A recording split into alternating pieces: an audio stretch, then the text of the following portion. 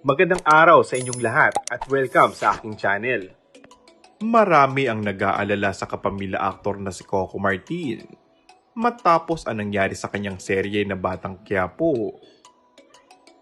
Ayon kasi kay Coco, isinugod siya sa ospital dahil sa isang aksidente na kung saan natumba ito sa motor habang kinukuhaan ng isang eksena.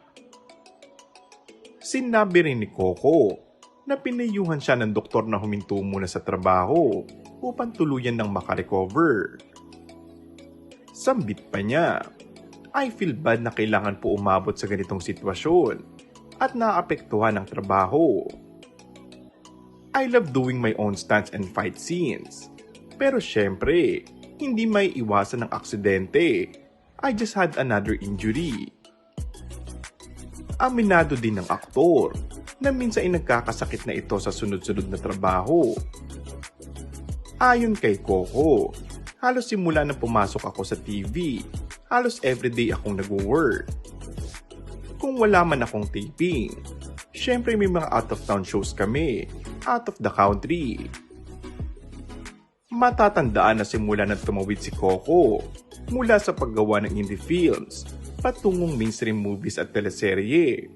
Halos walang pagkakataon na hindi siya nawala sa paningin ng publiko. Para kay Coco, hindi niya dapat masyadong indahin ang pagod na naidudulot ng kanyang trabaho. Sa halip, gusto niyang isipin na hanggang kaya pa ay kunin niya ang mga pagkakataong makapagtrabaho. Kaya sabi ko nga, ito yung panahon para makapag-ipon ako.